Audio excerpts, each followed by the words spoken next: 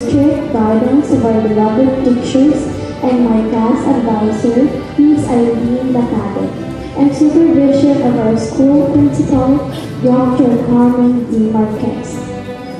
I, to my dad, even he was not here in flesh, but I can feel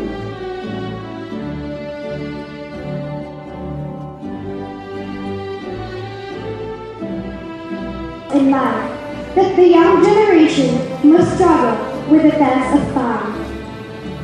We shall welcome the dawn which lies ahead of us. New challenges await us in the next 6 years of study, filled with memories and meet new faces.